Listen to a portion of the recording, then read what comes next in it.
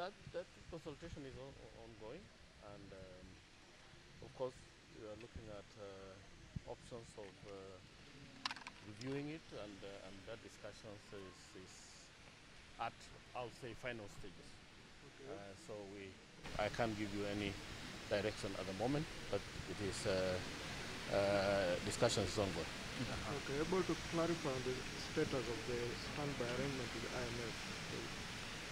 Well, the standby arrangement, as you all know, we entered into a 2-year arrangement in 2016, March 2016. So it was scheduled to expire March this year, and we sought extension for a further 6 months, which ends in September. So programs we enter into and they expire. So we've had, I think, a dozen or two programs over the last 15 years or so, and they have been starting and ending. So there's nothing unique about any program ending. I think what is important is that we did have a very successful 2-year program, which we are now coming to an end. And obviously, like what we have done in the past, engage with the fund and with a view to enter into a new arrangement or relationship. Let me mention that IMF programs are meant to help us, in some of the policy reforms that we do, and give us a backstop for our external resources. As you know, as you have seen in the presentation, our balance of payment position has strengthened significantly. Balance of payment, IMF do provide balance of payment support, and basically to countries who have challenges with reserve level. But countries that have graduated and beginning to strengthen their balance of payment, then they enter into various types of relationship, ranging from extended facility arrangement, standby arrangement, to Article 4 consultations only, like in many medium to developed countries. So as a country that is also entering into the medium and developed countries, we should be relying less and less on IMF facilities, especially if we have come of age in our macroeconomic management, and increase we are able to actually go to the international capital markets with or without the fund. That, of course, tells you that the investors just looks at now our numbers. They don't have to be, saying that that country must have a relationship with the fund and all that.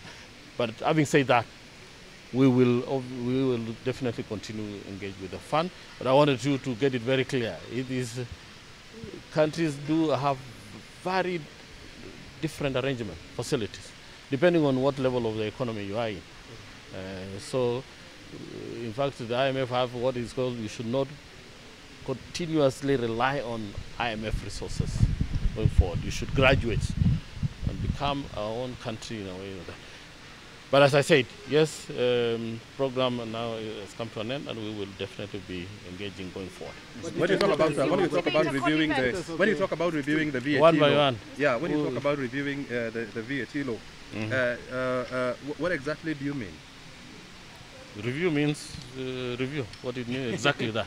Is it reviewing it? The status of the case, it's with the Attorney General. Yeah.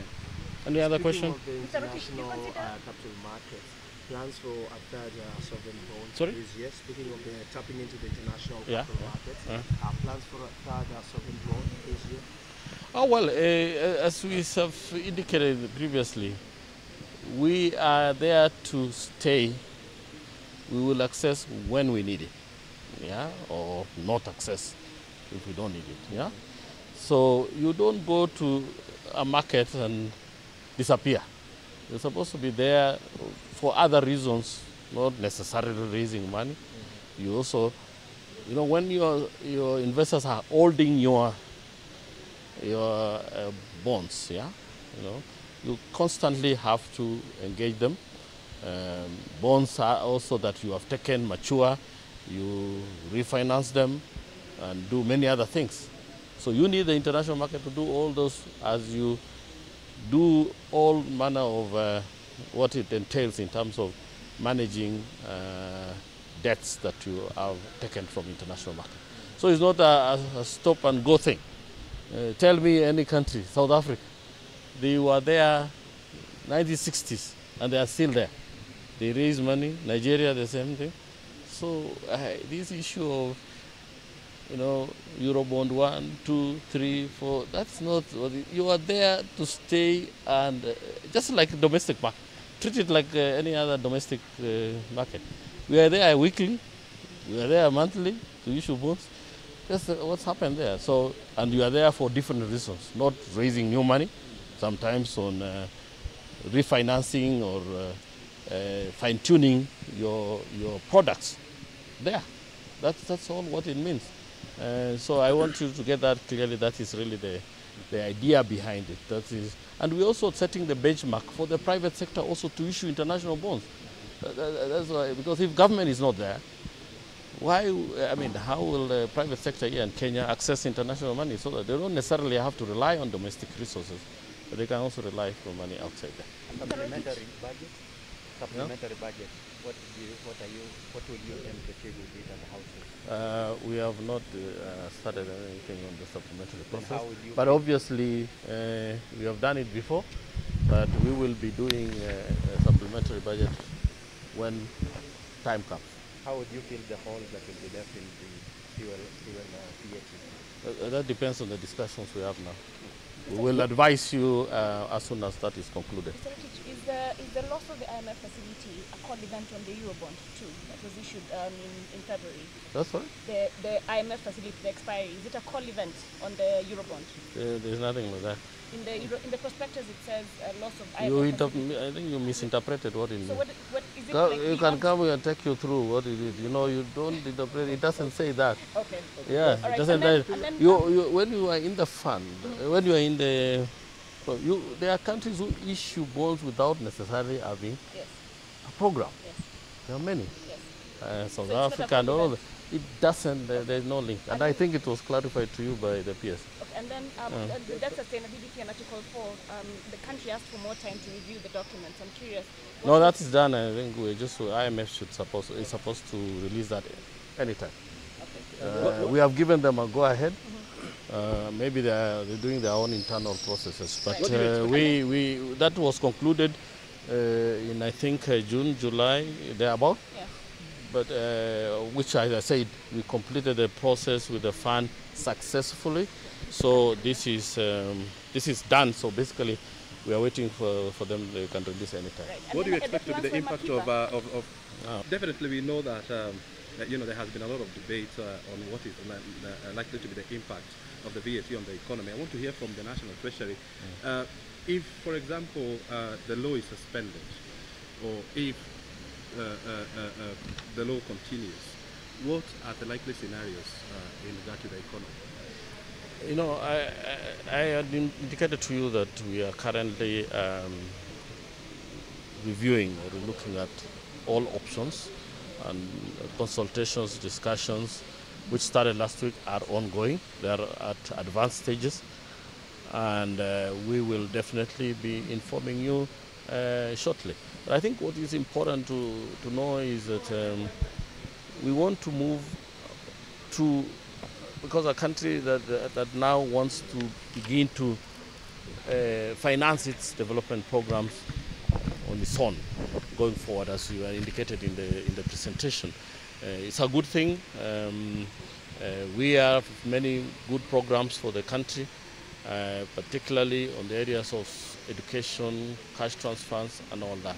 And these are things that are good for the country, and we want the country to begin to finance some of that. On the issue of this VAT, I think I've mentioned, we are looking at it, reviewing, consulting, and let me not preempt what we are currently discussing. And as I said, within a very short time, you will get indications on where we're going on it. But just to tell you, it will be positive. it will be positive going forward. You should not. Of course, we are here to work for Kenyans. Who else do we work to? The government works for the government, and they listen, and they also obviously want to come up with solutions which are very good for the economy. The timelines? I don't have the timeline, but as I said, it's an advanced stage. Anytime. So before the end of this month? What next to the IMF? Are you going to start from scratch to get another arrangement? How will it Every program is different. So when expired, you do new programs. As I said.